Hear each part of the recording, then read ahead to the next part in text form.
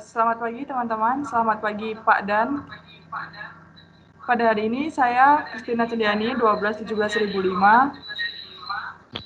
Dan saya Fania Carolina, 12-17-133. Hari ini kami akan mempresentasikan mengenai efisien market hipotesis. Sebelum mulai perkuliahan pada pagi hari ini, ada baiknya kita membuka dengan doa terlebih dahulu. Berdoa menurut kepercayaan masing-masing, dipersilakan.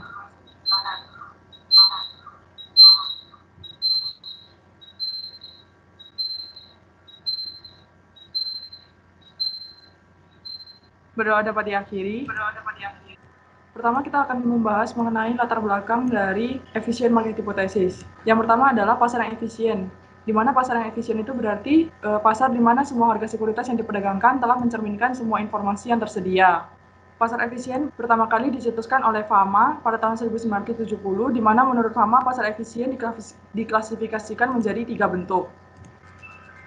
Menurut Fama pada tahun 1991, pasar efisien itu terbagi menjadi beberapa klasifikasi yang lebih umum, yaitu yang pertama adalah pasar efisien dalam bentuk UAT, itu diubah menjadi private information, di mana dalam bentuk ini para investor dapat mengetahui seluruh informasi baik yang bersifat umum maupun yang bersifat private dari suatu perusahaan.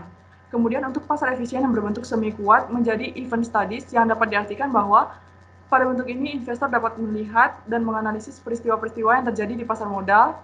Kemudian dan untuk pasar efisien yang berbentuk lemah diklasifikasikan menjadi daya prediksi return. Sebelum Fama, teori pasar efisien ini pertama kali dikemukakan oleh seorang ilmuwan matematika asal Prancis yang mengemukakan teorinya dalam disertasinya yang berjudul The Theory of Speculation.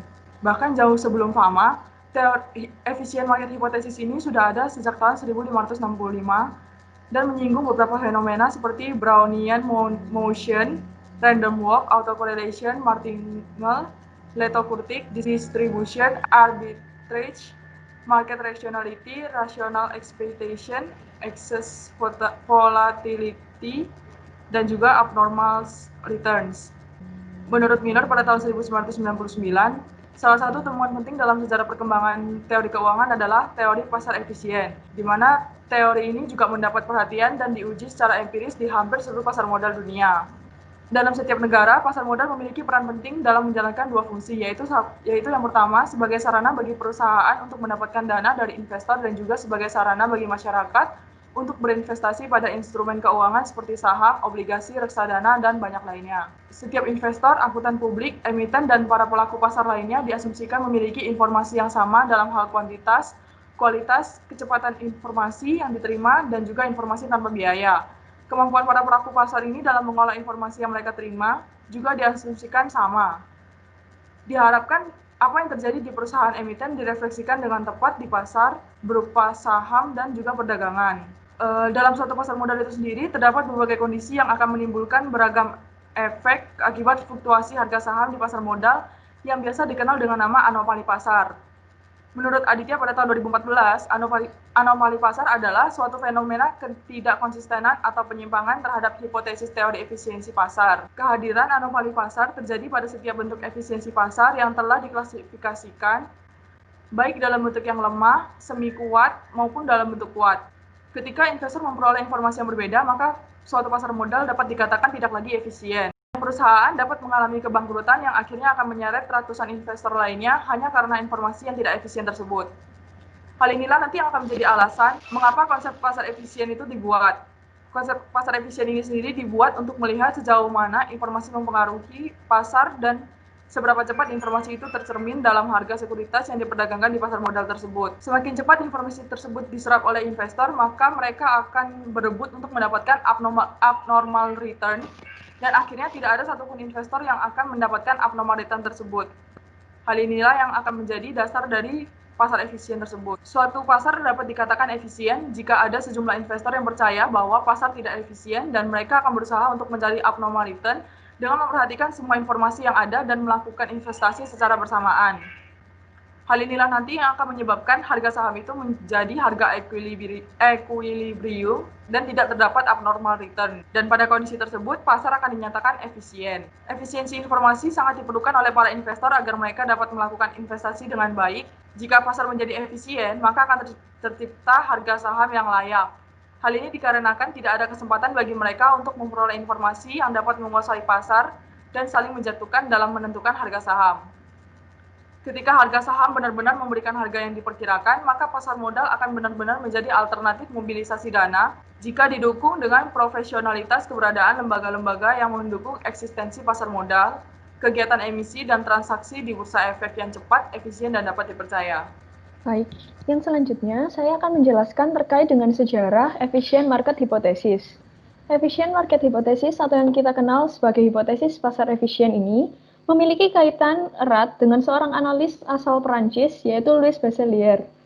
Louis Besselier ini melakukan studi pada sekitar tahun 1900-an di mana studinya itu bertujuan untuk mengetahui apakah harga saham dan pasar komoditi berfluktuasi secara acak atau yang disebut dengan random walk.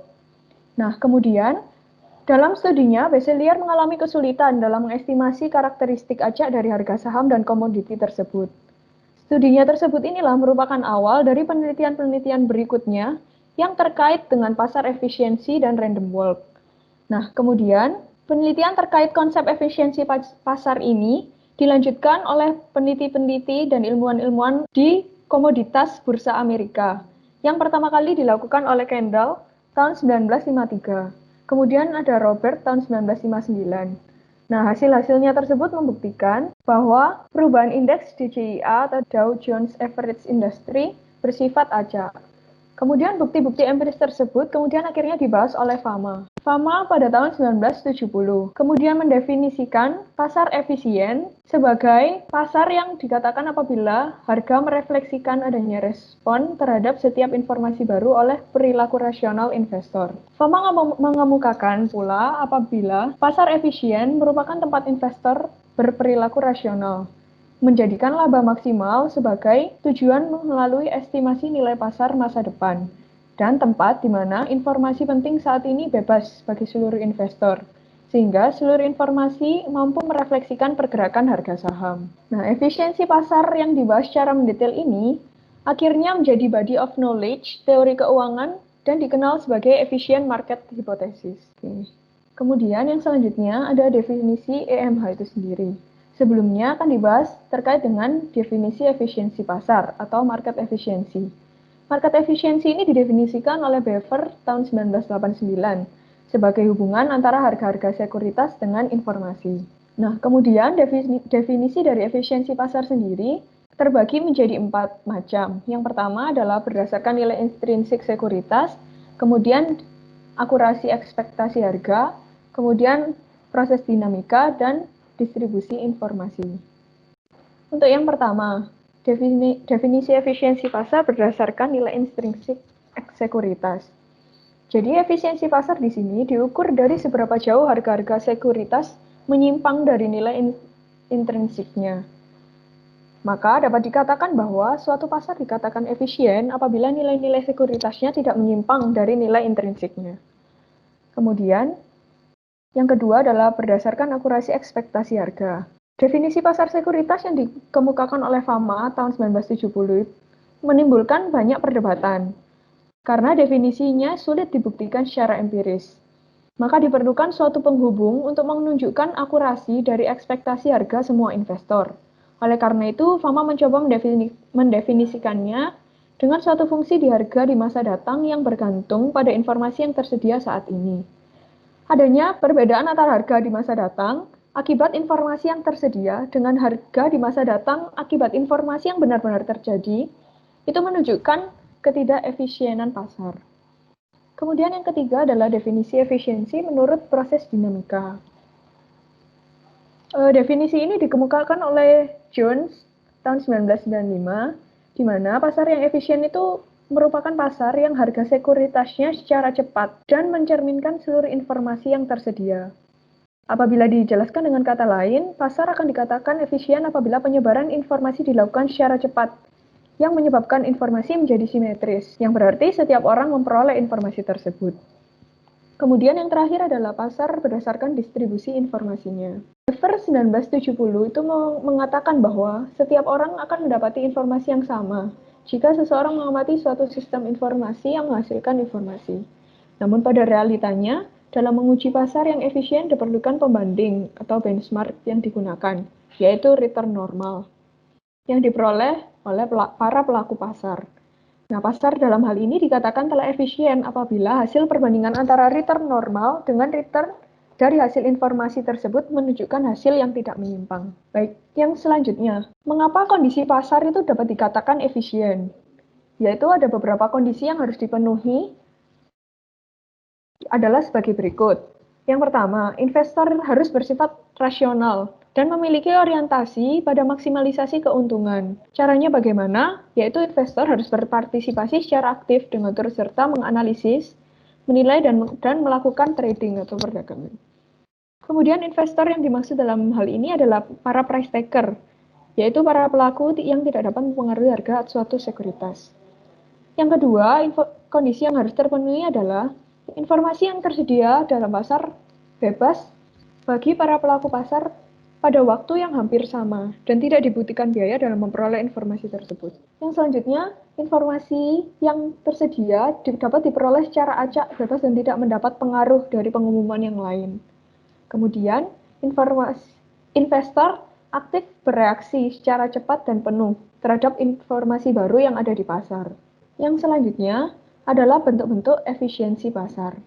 Nah, bentuk efisiensi pasar ini oleh Fama dikategorikan menjadi 3 bagian, yaitu hipotesis pasar efisien bentuk lemah atau weak form, kemudian ada hipotesis pasar efisien bentuk setengah kuat atau semi-strong form, kemudian hipotesis pasar efisien bentuk kuat atau strong form. Nah, untuk hipotesis pasar efisien bentuk lemah ini, dalam hipotesis ini itu diindikasikan dengan harga saham yang mencerminkan data historis dari saham tersebut, baik harga saham pada masa lalu maupun laba pada masa lalu. Nah, kemampuan maupun pengetahuan investor dalam hipotesis pasar efisien bentuk lemah ini menjadi sangat variatif.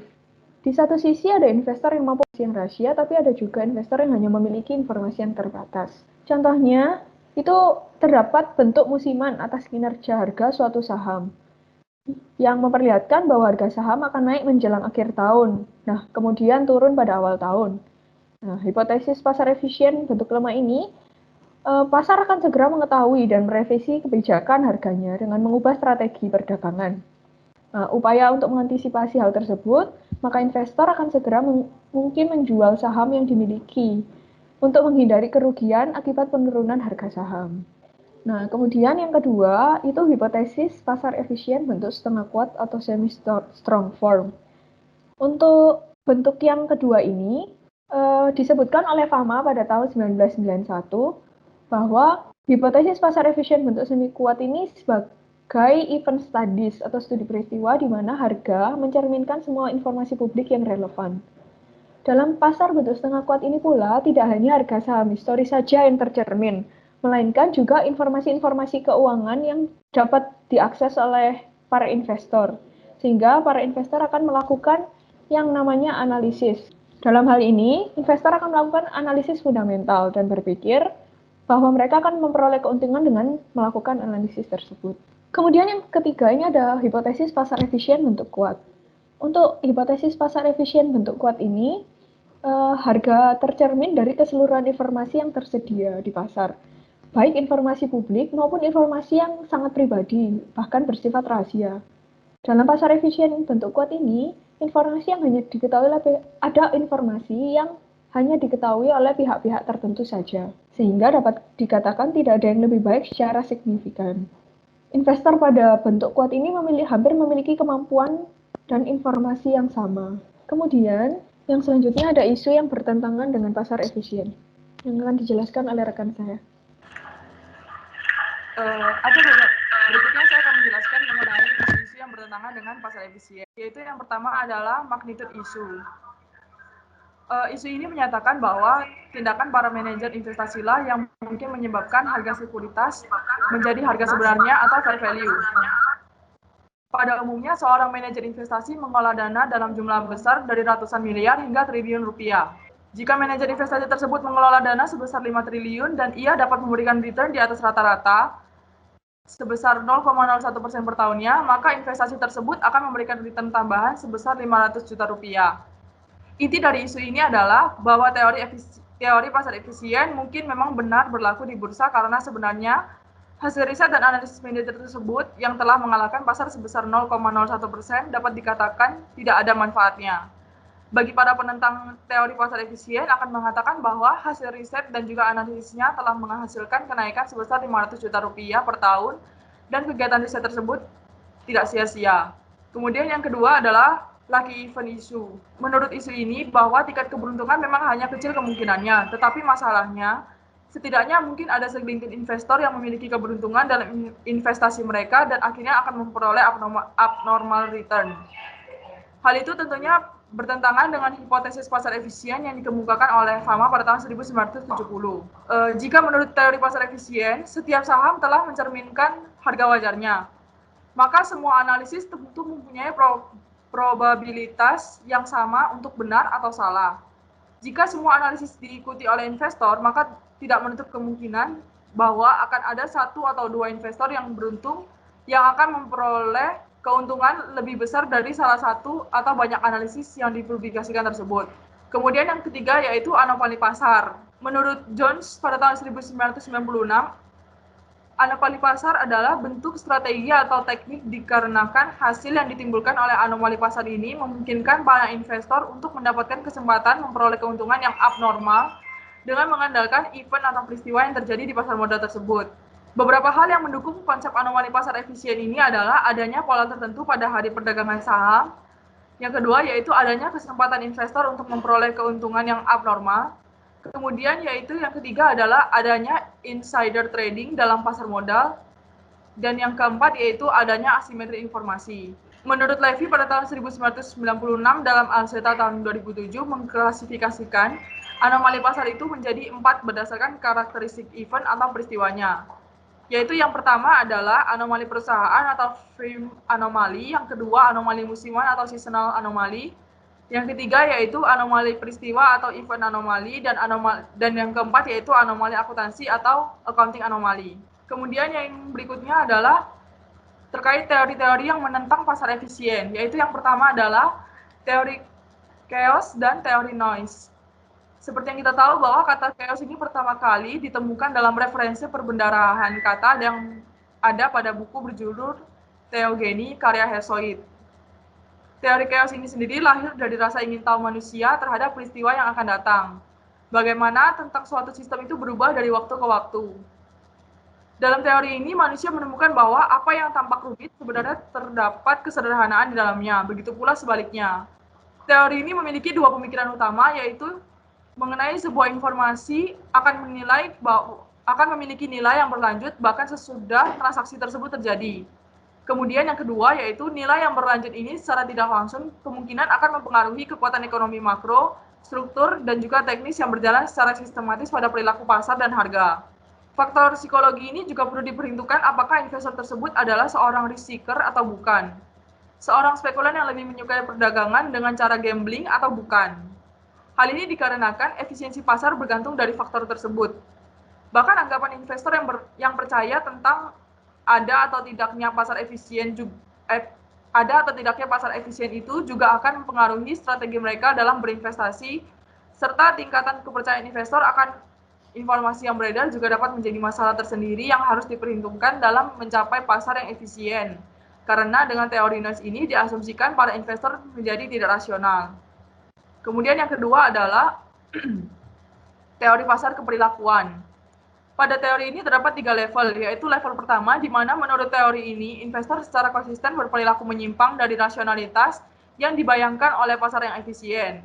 Kemudian level yang kedua yaitu di mana menurut teori ini ketidakrasionalan dari investor individual atau noise traders bukan saling menghilangkan, tetapi dalam suatu situasi mereka malah berkorelasi satu sama lain yang mengakibatkan pasar tersebut menjadi semakin tidak efisien.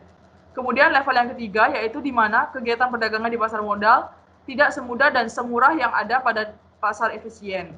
Kemudian yang berikutnya yaitu hubungan pasar efisien dengan strategi investasi. Menurut Al-Mustafa pada tahun 2007, konsep pasar efisien yang ada dapat dihubungkan dengan strategi investor strategi investasi para investor. Itu dibagi menjadi 2 strategi, yaitu yang pertama strategi aktif dan yang kedua strategi pasif. Strategi pasif muncul disebabkan karena adanya kepercayaan terhadap pasar modal yang efisien. Timbulnya kepercayaan tersebut akan mendorong investor untuk menerapkan strategi buy and hold yang bertujuan untuk mengurangi biaya transaksi. Strategi ini didasarkan pada keyakinan bahwa investor tidak akan mendapatkan abnormal return dan pasar modal tidak mungkin melakukan mispricing. Seandainya terjadi mispricing, mereka kemungkinan tidak akan memanfaatkan informasi untuk mendapatkan abnormal return secara berkala.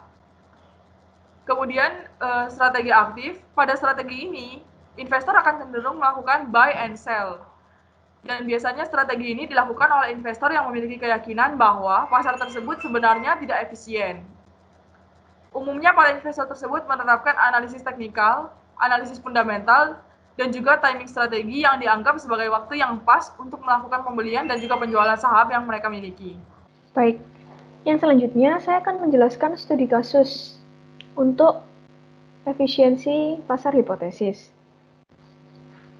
Pasar yang efisien yang menurut Fama 1970 itu menuai banyak perhatian dari masyarakat luas, serta menarik banyak orang untuk melakukan pembuktian atas teori efisien market hipotesis yang telah dikemukakan.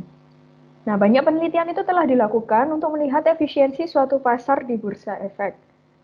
Salah satu bentuk pengujian atas pasar yang efisien dilakukan oleh Dwipayana dan Wikswana pada tahun 2017. Di mana penelitiannya berjudul Pengujian Efisiensi Pasar di Bursa Efek Indonesia. Penelitian mereka ini memiliki tujuan untuk mengetahui bentuk efisiensi pasar di Bursa Efek Indonesia.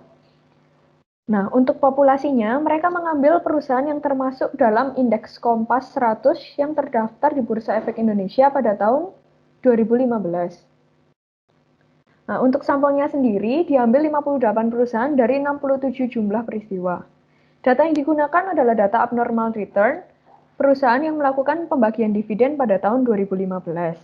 Dengan metode yang digunakan adalah market adjusted model serta one sample test untuk menganalisis data.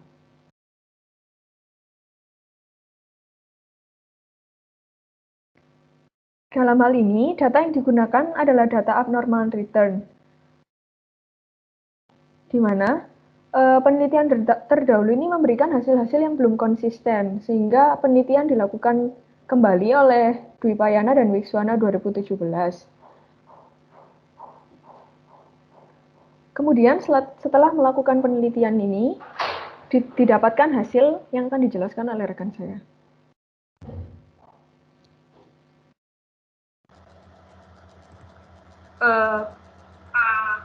Pada pembahasan dan opini studi kasus pada hari ini, yang pertama adalah di sini perusahaannya terkait menggunakan indeks Kompas 100, yang dimana indeks Kompas 100 ini adalah indeks saham dari 100 perusahaan publik yang diperdagangkan dan diterbitkan oleh BEI yang bekerjasama dengan Koran Kompas pada hari Jumat 10 Agustus 2007. Saham yang tergabung dalam indeks ini adalah saham-saham yang memiliki tingkat likuiditas tinggi dan juga memiliki nilai kapitalisasi pasarnya yang besar. Pada tahun 2015, perusahaan yang tergabung dalam indeks Kompas 100 yang melakukan pengumuman pembagian dividen meliputi 3 sektor, yaitu primer, yang meliputi penghasil bahan baku yang diperoleh dari bumi atau pengelola sumber daya alam. Kemudian yang kedua adalah sekunder, yaitu industri dasar dan kimia, aneka industri, dan industri barang konsumsi.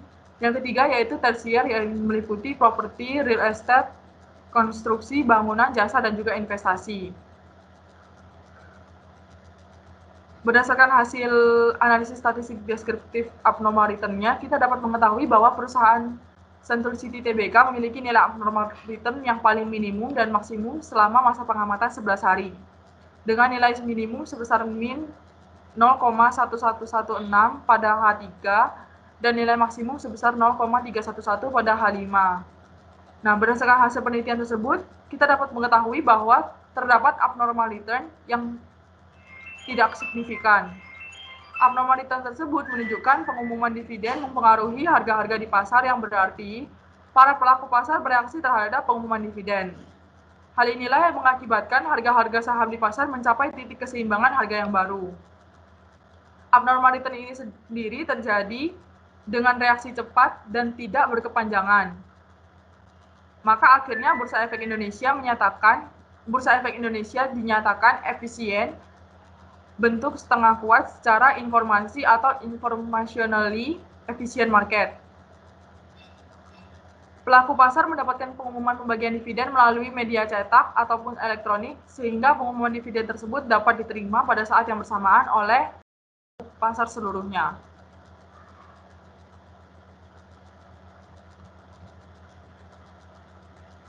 Kemudian kesimpulan dan saran dari presentasi kami hari ini adalah pengumuman dividen mempengaruhi harga-harga di Bursa Efek Indonesia dengan terdapat abnormal return positif dan negatif namun tidak berkepanjangan, sehingga harga di pasar mencapai titik keseimbangan harga yang baru.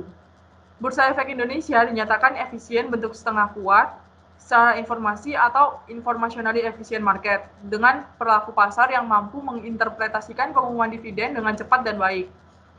Penelitian ini juga diharapkan dapat bermanfaat bagi para pelaku pasar atau investor dan peneliti-peneliti selanjutnya. Dan berdasarkan kesimpulan di atas, maka disarankan sebaiknya investor menggunakan strategi investasi pasif seperti strategi buy and hold dan strategi index fund. Sekian presentasi kami hari ini, terima kasih. Baik, akan kami buka sesi tanya jawab untuk 3 kloter dan masing-masing kloter 3 orang penanya. Kami persilakan untuk 3 penanya pertama. Silakan untuk yang pertama Christine, yang kedua Ratih, dan kemudian Jeremy. Baik, saya persilakan Christine. Ya, selamat siang penyaji dan Pak Dan. Saya Christine dengan NIM 1217006. Saya mau bertanya bahwa pertanyaan saya adalah peristiwa-peristiwa apa yang menunjukkan bahwa suatu pasar itu efisien atau tidak. Baik. Terima kasih. Selanjutnya, Ratih. Baik, terima kasih atas kesempatannya. Saya Ratih dengan NIM 1217126. Di sini saya mau bertanya, tadi kan rekan-rekan semua sudah menjelaskan terkait dengan pengujian pasar efisien bentuk setengah kuat seperti adanya event study. Lalu bagaimanakah pengujian pasar efisien bentuk lemah dan teori-teori apa yang relevan untuk pengujian pasar efisien bentuk lemah? Terima kasih. Baik, terima kasih. Selanjutnya, Saudara Jeremy. Baik, terima kasih. Jeremy Vidili Utama 1217117. Tadi saya mendengar ada istilah mispricing. Tolong dijelaskan apa yang dimaksud dengan mispricing tersebut ya. Terima kasih. Terima kasih untuk para penanya, akan kami diskusikan terlebih dahulu.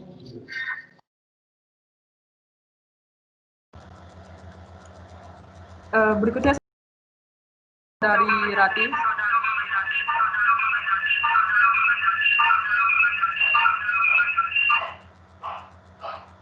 Terkait dengan bagaimana untuk pengujian pasar efisien dalam bentuk lemah dan teori-teori yang relevan. Pengujian pasar efisien dalam bentuk lemah itu dilakukan untuk menguji tidak adanya hubungan antara harga atau return sekuritas masa lalu dengan harga atau return sekarang atau masa mendatang. Pengujiannya itu dilakukan dengan cara pengujian statistik atau dengan cara pengujian menggunakan aturan-aturan perdagangan teknis. Kemudian terkait dengan teori yang relevan dengan pengujian pasar efisien bentuk lemah ini, yang pertama adalah teori random walk.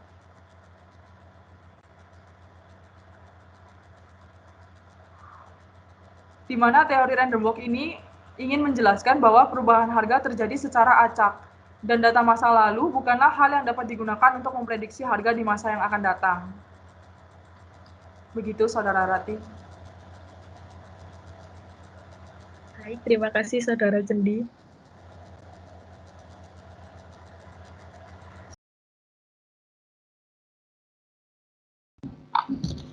Baik, yang selanjutnya saya akan mencoba menjawab pertanyaan dari Saudari Christine. Untuk terkait dengan peristiwa-peristiwa yang menunjukkan bahwa suatu pasar saham efisien atau tidak, ada beberapa hal yang dapat menjadi jawaban, yaitu yang pertama, adanya pengumuman nilai tukar uang. Yang kedua adalah naik turunnya tingkat suku bunga bank sentral. Dan yang ketiga adalah adanya regulasi yang berdampak pada kinerja operasional kelompok industri tertentu, yang sekaligus dapat mempengaruhi volatilitas dan volume perdagangan saham. Begitu, Saudari Christine. Terima kasih, Saudari VJ. Terima kasih.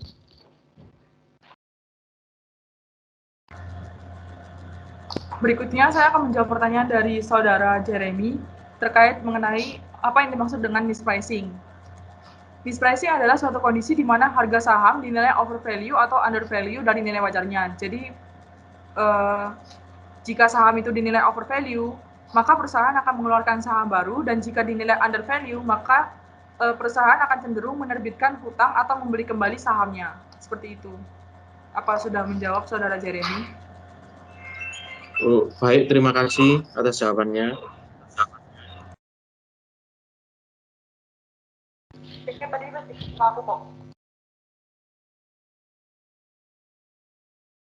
Baik, yang selanjutnya untuk kloter yang kedua, 3 penanya. Kami persilahkan untuk Saudari Risna, kemudian Saudari Indah, dan Saudari Kathleen.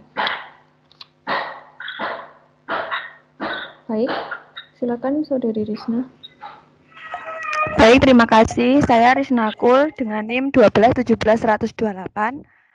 Saya akan bertanya, dalam hipotesis pasar efisien tadi kan dijelaskan bahwa investor diasumsikan harus bertindak secara rasional. Namun pada kenyataannya investor justru kerap bertindak irasional sehingga muncul beberapa anomali pasar modal. Nah, bagaimana menurut kelompok Anda dengan adanya hal tersebut? Sekian, terima kasih.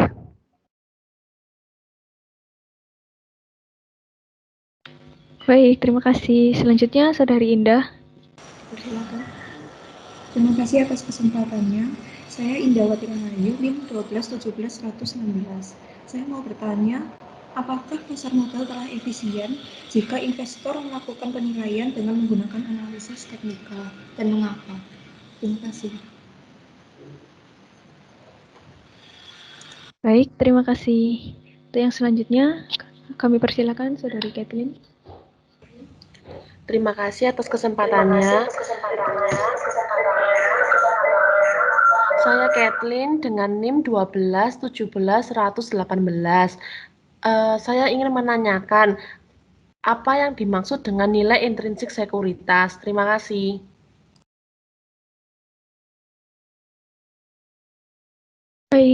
Baik, terima kasih untuk para penanya. Akan kami diskusikan terlebih dahulu.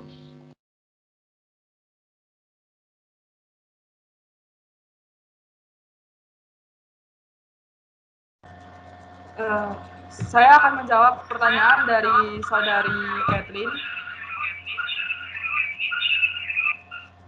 Yang dimaksud dengan nilai intrinsik sekuritas adalah suatu estimasi nilai saham sebenarnya yang didasarkan atas data resiko dan pengembalian yang akurat. Kemudian nilai intrinsik itu tidak dapat diestimasi, tetapi nilai intrinsik itu dapat diestimasi tetapi tidak dapat diukur dengan akurat. Yang dimaksud dengan sebenarnya adalah pengembalian dan resiko yang diharapkan oleh sebagian investor jika mereka memiliki seluruh informasi yang tersedia tentang perusahaan tersebut.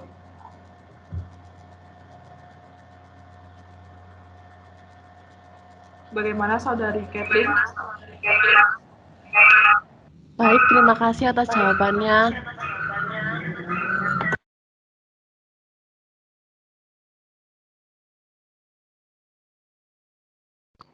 Kemudian yang selanjutnya saya akan mencoba menjawab untuk pertanyaan dari Saudari Indah. Terkait dengan apakah modal Apakah pasar modal telah efisien jika investor melakukan penilaian dengan menggunakan analisis teknikal? Nah, pasar modal sendiri sebenarnya tidak efisien ketika investor melakukan analisis teknikal saja. Karena pada dasarnya analisis teknikal itu bertentangan dengan efisiensi pasar modal. Indikasi yang ada pada pasar modal Indonesia itu mengarah pada pasar modal Indonesia yang berbentuk lemah. Sehingga terkadang analisis teknikal yang digunakan itu justru memberikan kerugian bagi investor. Apakah sudah menjawab? Baik, terima kasih atas jawabannya. Sama-sama.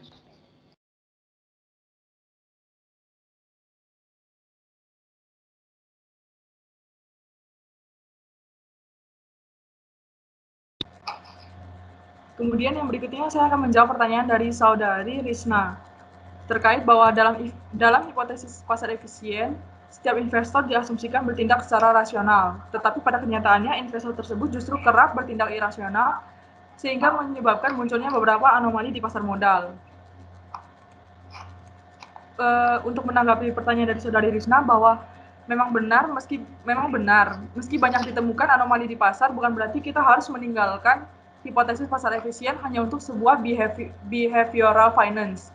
Keduanya tentu memiliki argumen dalam bentuk empiris yang kuat.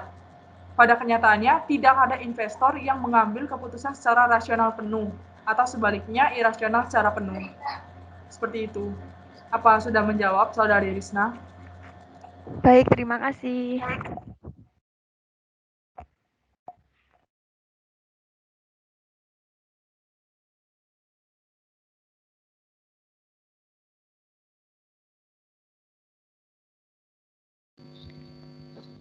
Baik.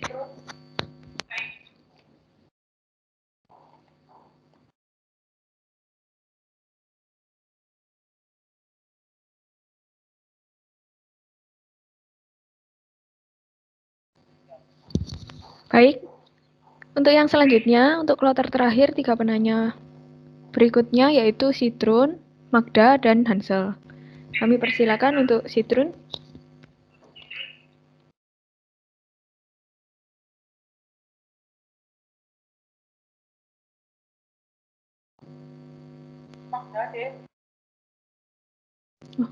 Mungkin sambil menunggu saudara Sitrun, kami persilakan dulu untuk saudari Magda.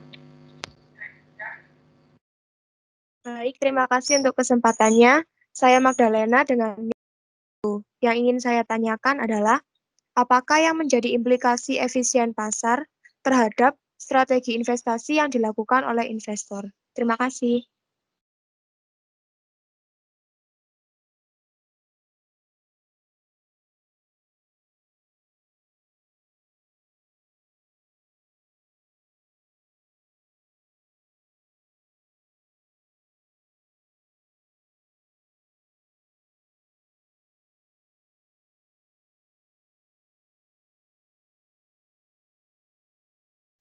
Baik, yang selanjutnya untuk saudara Hansel dipersilahkan.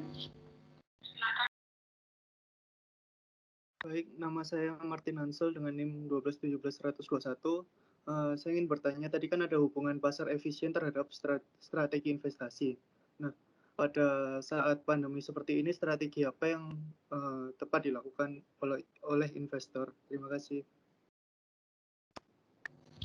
Baik, terima kasih. Untuk yang selanjutnya, saudara Citrun, dipersilakan. Ya, terima kasih atas kesempatannya. Saya Citrun NIM 1217135. Jadi saya mau tanya nih, apakah volume perdagangan dalam suatu indeks itu dapat mempengaruhi pasar efisien? Terima kasih.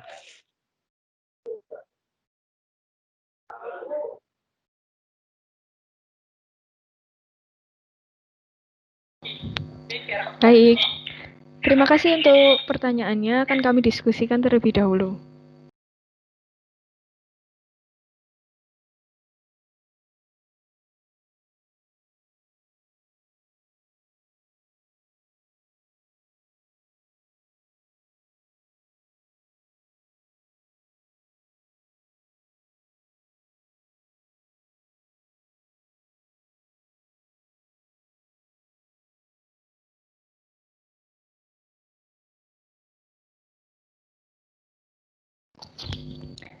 Baik, saya akan mencoba menjawab untuk pertanyaan dari Saudara Hansel terkait dengan hubungan pasar efisiensi dengan strategi yang tepat pada saat pandemi.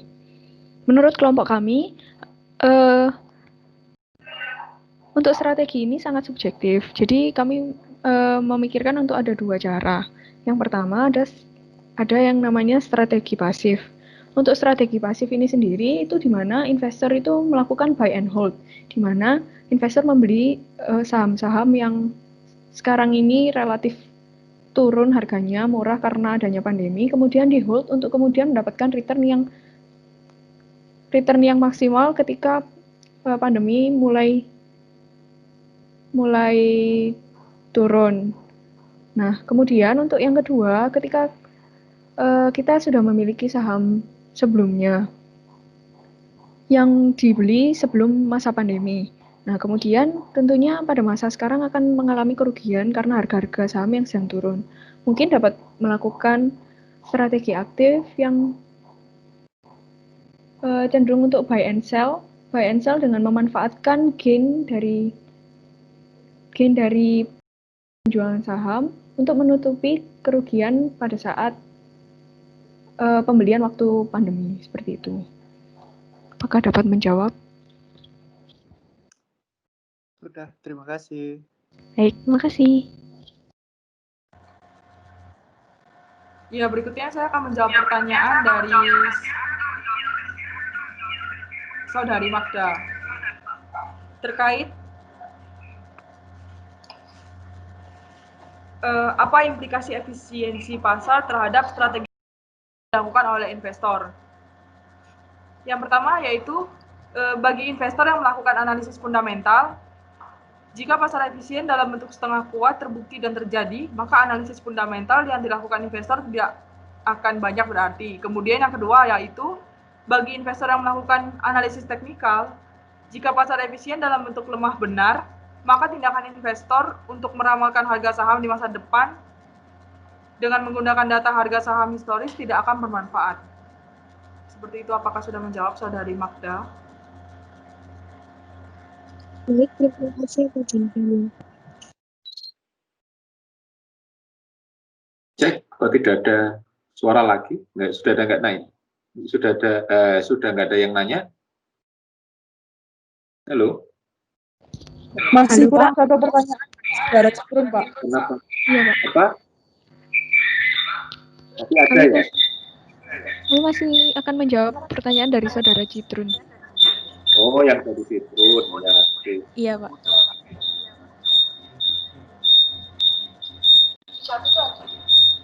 Ya, wis. Baik, untuk pertanyaan dari Saudara Citrun, saya akan mencoba menjawab. Apakah volume perdagangan dalam suatu indeks mempengaruhi efisiensi pasar? Nah, sebenarnya sudah ada teori dari Banner tahun 1985 bahwa efisiensi pasar modal itu bergantung pada suatu kondisi tertentu. Salah satunya yaitu volume perdagangan.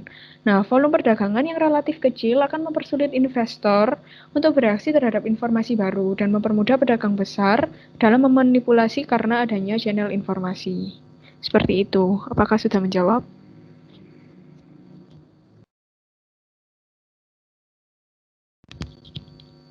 Mohon maaf, Saudara Citrun.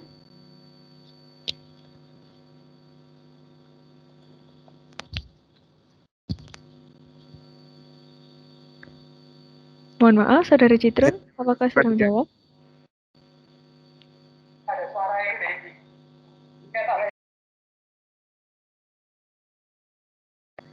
Baik, mungkin sudah terdengar ya, atau mungkin ada gangguan. Baik, saya akhiri. Ya. Oh ya?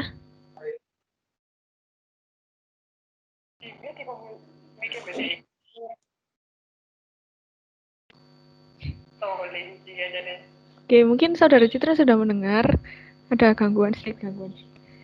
Baik, saya akan akhiri presentasi. Ya, terima kasih. Ya, terima kasih. Baik, saya akan akhiri presentasi pada hari ini terkait dengan efisiensi market hipotesis. Terima kasih untuk perhatian dari Pak Dan dan semua teman-teman. Selamat pagi. Untuk Pak Daniel, kami persilahkan untuk tempat dan waktunya. Ya, terima kasih untuk penyaji, untuk Fania. Oke,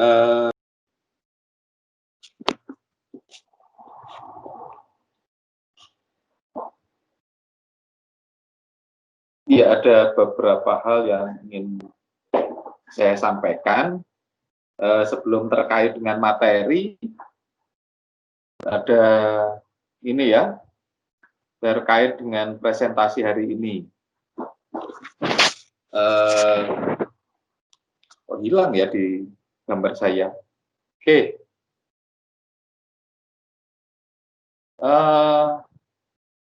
Untuk semuanya saja, jadi nanti tolong GP-nya itu, terus ya atau katakanlah ikonnya itu kok nggak muncul gitu ya, ya nggak kelihatan gitu.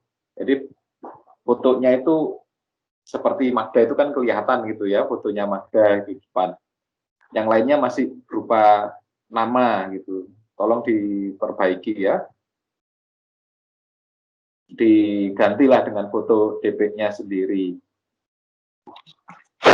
Ya, yang lain lagi tentu saja saat proses diskusi. Ini saya nggak ngerti kenapa di belakang itu background-nya gelap gitu ya. Jadi, tapi yang seharusnya saat kemudian proses diskusi itu sejak dari kita masuk ke diskusi, maka moda presentasinya itu diganti dengan moda video. Jadi di situ nanti akan nampak video dari penyaji. Yang nanya sih nggak perlu menghidupkan video, tapi kalau memang mau menghidupkan video boleh saat ditunjuk menghidupkan videonya.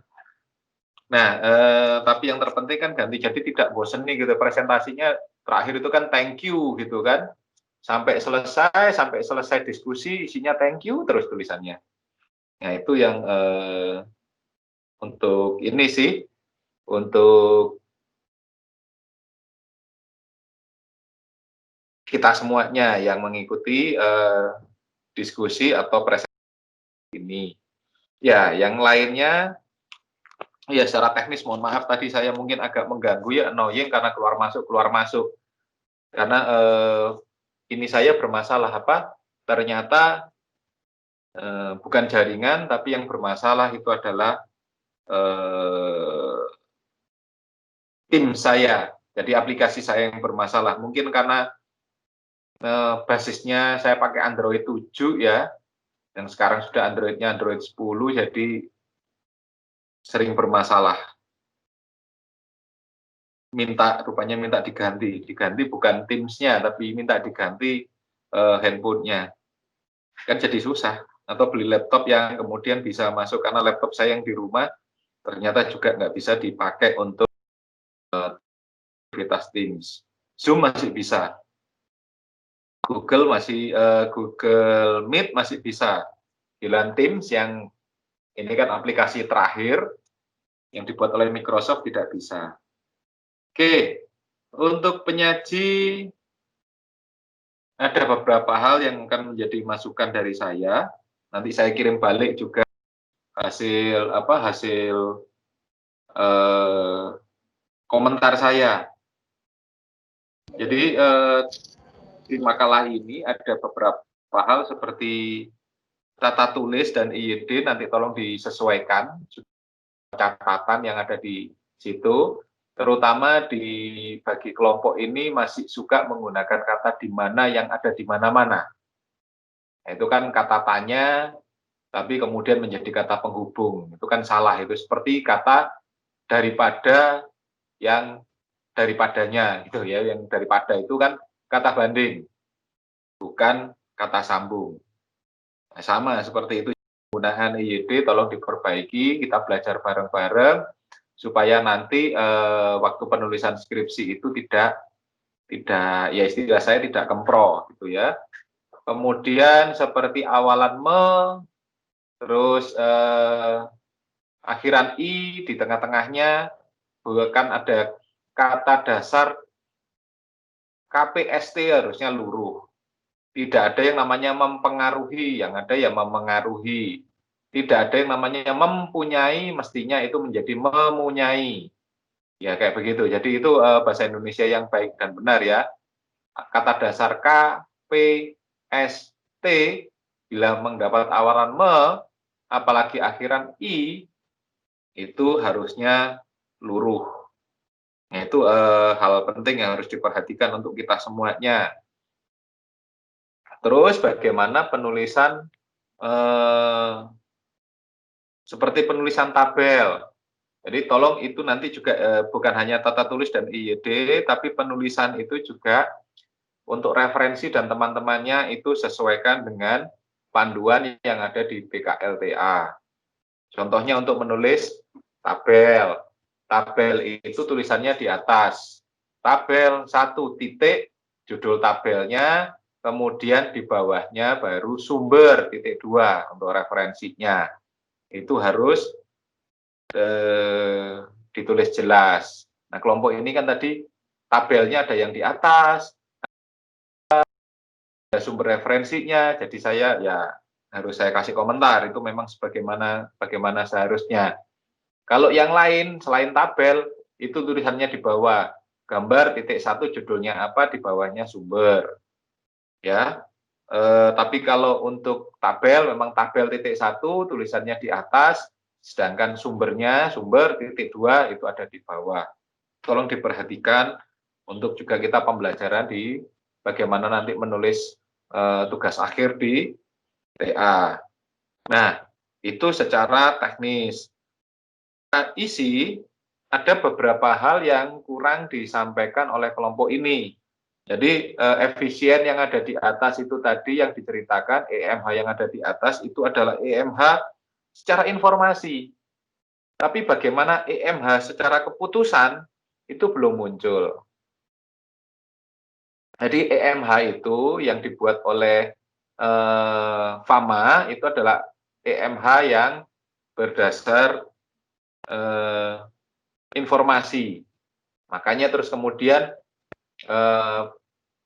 efisiennya lemah, setengah kuat, kuat, itu kan di situ kemudian yang tertulis adalah basisnya informasi. Bagaimana kemudian kalau yang lemah itu adalah berdasar informasi masa lalu. Yang setengah kuat saat ini, sedangkan informasi yang kuat itu termasuk juga prediksi atau peristiwa-peristiwa yang akan dilakukan oleh emiten, dan itu kemudian dijadi antisipasi oleh pelaku pasar. Nah, itu yang belum disampaikan. Nah, di situ juga ada gambar-gambarnya, ada grafik-grafiknya. Jadi gambaran untuk EMH yang informasi itu kayak lingkaran gitu, itu lingkaran, di dalamnya ada lingkaran gitu. Jadi yang kuat itu di dalam, semi kuat ada gambar luarnya, terus kemudian di luarnya lagi ada lingkarannya. Nah, kayak begitu oleh kelompok ini belum digambarkan, belum dimunculkan, dan belum dijelaskan. Baik untuk EMH secara keputusan maupun secara informasi. Jadi grafik dan gambarnya itu serta penjelasannya belum ada. Jadi nanti tolong ditambahkan oleh kelompok ya, bagaimana gambar-gambar yang ada untuk mempermudah itu penjelasan seperti apa sih EMH. Jadi EMH yang berdasarkan informasi dan berdasarkan keputusan itu ada gambarnya, ada grafiknya, dan tentu saja itu nanti harus dijelaskan oleh kelompok. Nah, sedangkan diskusi sudah berjalan baik, tapi saya ada beberapa yang kehilangan karena saya harus masuk lagi ya ke aplikasi ini, keluar masuk, jadi akhirnya berantakan. Oke, nah salah satunya yang perlu menjadi catatan bahwa kemudian ya random walk itu yang untuk lemah dan sebagainya sudah cukup dijelaskan dengan baik. Terus kemudian ada pertanyaan dari Risna tentang anomali atau tindakan irasional. Ya memang kemudian sudah dijawab dengan baik oleh Fania bahwa kemudian di pasar modal itu ada yang rasional dan tidak rasional. Yang tidak rasional ini kemudian memunculkan anomali. Nah, ini anomali ini yang kemudian bertambah terus. Makanya kenapa EMH itu selalu disebut bukan sebagai teori. Dia hanya hipotesis. Karena apa? Setiap tahun, setiap masa, setiap ada peristiwa, ternyata banyak kemudian setiap keputusan diambil oleh investor itu semakin hari ke belakang ke sini itu anomalinya semakin banyak, simpangannya semakin banyak. Apakah batal? Tidak. Tapi apakah kemudian dia menjadi teori? Belum bisa karena terjadi banyak anomali-anomali. Tapi kenapa kemudian kok masih dipakai, Pak, semakin banyak anomalinya? Nah, karena EMH belum ada gantinya, teori yang baru atau yang lebih pas, yang lebih tepat untuk menggambarkan di pasar modal baik secara informasi maupun keputusan. Nah, itu yang nah kalau dikatakan bursa efek Indonesia masih apa? Apakah lemah? Oh, kita menuju setengah kuat kok. Menuju, ya memang masih lemah, masih banyak kelemahannya, tapi kita sedang menuju ke setengah kuat. Tapi kondisi sekarang pandemi jadi agak kacau balau juga pasar modal. Oke, nah implikasinya strategi EMH. Nah, tentu saja kita menyesuaikan. Kalau kita memang tahu kondisinya pasarnya masih lemah, ya tentu berharap banyak pada yang namanya informasi yang sifatnya atau ya informasi kan data-data yang sifatnya itu menunjang teori random walk yang menghasilkan namanya abnormal return yang cukup besar. Berarti apa yang dipakai? Apakah teknikal atau fundamental? Tentu saja yang banyak dipakai di Indonesia adalah yang teknikal. Kalau yang fundamental agak berat karena informasi di Indonesia juga harus apa? Kalau ingin keputusannya baik, maka informasinya harus tepat waktu. Artinya ya kalau kita masuk ke semi strong berarti kan informasi itu adalah harus real time kan. Kita mau mengambil keputusan berarti informasi tentang laporan keuangan perusahaan itu harus ada hari ini termasuk analisisnya. Nah, di Indonesia masih belum. Nah, kita ajarkan laporan keuangan mundurnya bisa 2-3 bulan gitu ya. Apalagi kalau urusannya sama bayar pajak. Bahkan di pasar modal itu banyak yang kemudian informasinya telat, tidak diterbitkan, sampai bahkan lewat masa pajaknya. Itu ya itulah, tapi ya orang Indonesia atau pasar modal di Indonesia memang belum bisa efisien karena kondisi seperti itu. Tapi apakah kita menuju, katakan loh Pak, kok bisa Bapak bilang itu kita menuju semi kuat, karena ada banyak perusahaan, terutama yang basisnya PMA, penanaman modal asing, itu sudah real time. Anda mau lihat informasinya, transaksinya hari ini, informasi laporan keuangannya, sampai analisisnya itu muncul, bahkan bukan hanya harian, tapi sudah ada transaksi apa, maka berubah semuanya. Ya tentu saja transaksi yang signifikan ya, transaksi yang material. Kalau ya nggak material ya nggak terlalu sih. Nggak terlalu berpengaruh dampaknya pada pengambilan keputusan. Nah, bagaimana kemudian kalau masa pandemi, sampai di masa pandemi ini tadi sudah dijawab oleh kelompok itu dengan baik, ada yang harus hold, ada yang ditahan, ada yang kemudian memang harus dilepas, dijual segera. Karena apa? Karena dalam masa pandemi ini kan tidak semuanya rontok gitu ya di pasar modal itu. Kalau yang namanya untuk fast moving produk seperti punyanya Unilever, punyanya Indofood, kan tetap aja itu masih di atas itu, produk-produknya kan masih laku, sehingga kemudian kapitalisasi pasarnya masih besar. Nah, otomatis kemungkinan untuk menerima keuntungan atau laba dividen ataupun nanti dari perubahan harga dari saham cukup besar. Juga yang lain lagi kalau di masa pandemi ini yang pasti naik itu adalah yang operator. mau Telkomsel, Axiata, mau Tri, mau Smartfren, itu kan semuanya naik semua. Karena apa? Jangankan untuk aktivitas kehidupan sehari-hari yang menggunakan itu. Sekolah aja sampai kemudian pemerintah mengeluarkan subsidi khusus, ada pembiayaan khusus yang untuk membiayai. Dan itu berapa besar pemasukan. Jadi nggak usah cari pasien, nggak usah pasti cari pasien. Nggak usah cari pelanggan, udah naik sendiri itu. Itu. Demikian pula bisnis kesehatan, obat,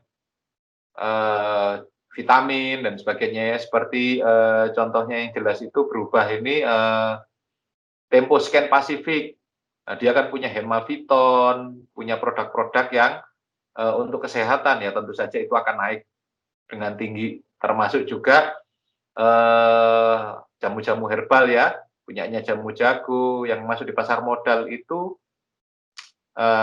Jamu Jago sih saya bejo itu loh orang apa itu ya itu yang jelas hari-hari ini pasti naik itu di pasar modal baik keuntungan karena apa karena ditunjang oleh operasional. Tapi kalau yang lain bidang energi rontok semuanya. Batu bara sudah lama ya rontok. Yang lain sawit karena kebutuhannya adalah bukan kebutuhan primer tapi kebutuhan sekunder bahkan tersier pasti banyak yang rontok. Nah kayak begitu. Apalagi elektronik. Nah itu yang perlu diawasi. Jadi di pasar modal ya memang kalau kita sudah punya pegang yang berprospektif ya ditahanlah bird in the hand theory kan. Kalau yang memang menjelang kalau indikasinya sudah mulai turun, rontok ya sebaiknya segera dilepas. Itu strategi yang agresif bagaimana? Kalau kemudian kita ambil yang memang menguntungkan bagi kita, ya kita segerakan lah untuk diambil. Kira-kira begitu itu yang sudah disampaikan oleh kelompok ini sudah sangat baik, tapi ya itu tadi ada beberapa yang memang miss yang belum tersampaikan oleh kelompok ini. Jadi efisien secara informasi betul sudah tersampaikan, tapi informasi secara keputusan belum. Terus kemudian penjelasan-penjelasan yang lebih mempermudah kita untuk membayangkan ya tentang EMH itu seperti gambar dan grafik itu belum ada di kelompok ini. Nanti tolong dilengkapi.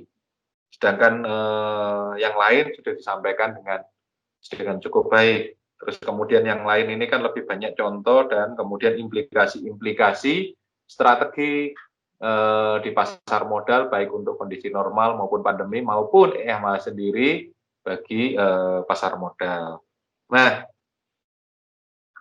kira-kira gitu dari kelompok ini nanti akan saya kembalikan komentar saya, masukan saya dari makalahnya untuk kemudian segera diperbaiki. Itu ya.